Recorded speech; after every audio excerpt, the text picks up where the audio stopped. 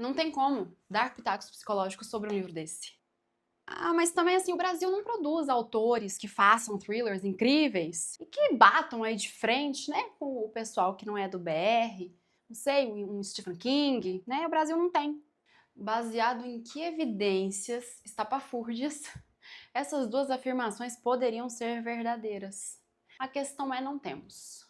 Porque as duas afirmações são absurdamente falsas. E se você tá chegando por aqui agora e não tá entendendo nada, fica bem calmo que eu vou te explicar. Meu nome é Caroline Pozobon, eu sou psicóloga clínica e neste perfil usamos muita literatura para conversar sobre psicologia científica. Eu sei que o título desse livro pode ser o alerta de gatilho mais claro, nítido e óbvio que a gente poderia ter de uma leitura. Porém, apesar que de fato o enredo vai com um grupo de jovens que vai tentar se desviver, a gente consegue ter uma quantidade infinita de pitacos psicológicos para dar sobre esse livro e, de quebra, ainda conseguir ver um autor brasileiro, que a gente tem mania de não valorizar autor brasileiro, não sei porquê, mas de quebra ver um autor brasileiro conseguindo fornecer o pacote completo de uma experiência de leitura de thriller até terror. Eu, humildemente, não sei se na literatura tem a mesma classificação do cinema, tem o terror gore, mas se tiver, esse livro oferece,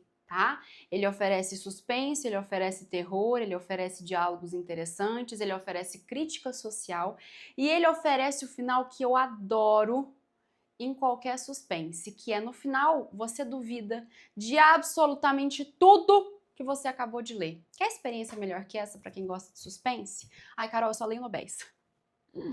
Para você que só lê nobéis, não precisa ler esse livro, mas se você quiser dar uma chance, a variabilidade de leituras é uma possibilidade. Quero trazer pitacos psicológicos sobre alguns pontos bem específicos, pra gente não ficar muito longo por aqui. E se vocês quiserem, eu amaria fazer um vídeo completinho lá pro YouTube. Então já deixa o comentário aqui embaixo. É o seguinte, que vale inclusive para quem tá no meu clube do livro, que a gente falou do livro O Senhor das Moscas, é a gente compreender a ideia de que o ser humano é sempre bom ou sempre ruim, pode cair por terra. A gente vai ter os dois personagens ali principais, vamos assim dizer, tendo comportamentos extremamente nocivos, não esperados, comportamentos maldosos, comportamentos que ferem outros seres humanos, incitados talvez pelo ambiente. O Zimbardo vai falar bastante disso e eu falei um pouquinho do que o Zimbardo falou com o livro O Senhor das Moscas.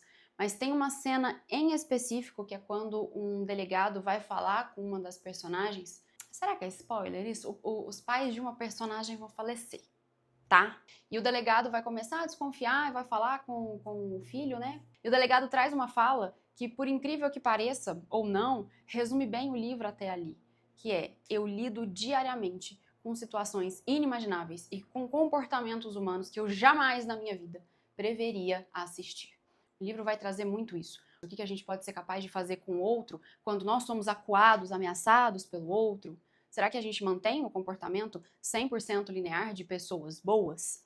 Esse é o primeiro pitaco. O segundo pitaco que eu quero dar é sobre o título do livro, sobre o quanto a gente aprendeu de forma equivocada que não podemos falar sobre isso. Como psicóloga, venho dizer a vocês que o problema não é falar sobre isso. O problema é como nós falamos sobre isso. E justamente o fato da gente ter aprendido que não podia falar contribuiu muito para que o pouco que a gente fala seja errado. E o livro traz uma característica bizarramente importante, na minha opinião, que é escancarar falas bárbaras, nocivas, torturantes, que nós podíamos melhorar com o fato de falarmos sobre o assunto com responsabilidade. Falar, por exemplo, que desviver-se ou tentar fazer isso não é por uma única razão. Não é pelo comentário bárbaro de fulano terminou com ciclano, por isso ela foi lá e fez isso. Ai, o pai do ciclano tá doente, por isso ele foi. Não, gente, não é isso. Existem muitos fatores que levam a esse sofrimento. Isso pode estar relacionado com diversos transtornos mentais, ou seja, com diversos diagnósticos. Não é tão simples, tão pequeno e tão acusador como essas falas.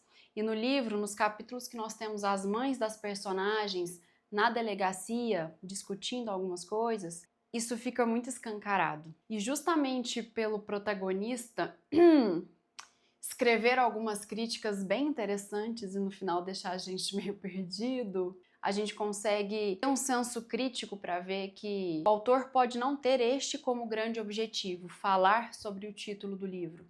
Tá tudo bem, não é a proposta. Mas ele acaba conseguindo mostrar que nunca é uma coisa só, nunca é uma coisa curta ou específica. São vários fatores que levam ao sofrimento humano. A gente precisa falar sobre, mas a gente precisa falar sobre com cuidado, com ética, com atenção. Eu sei que não era a proposta, mas o autor conseguiu, assim, ser genial. 10/10 aqui. Tô mostrando a capa do Kindle e não a capa do livro.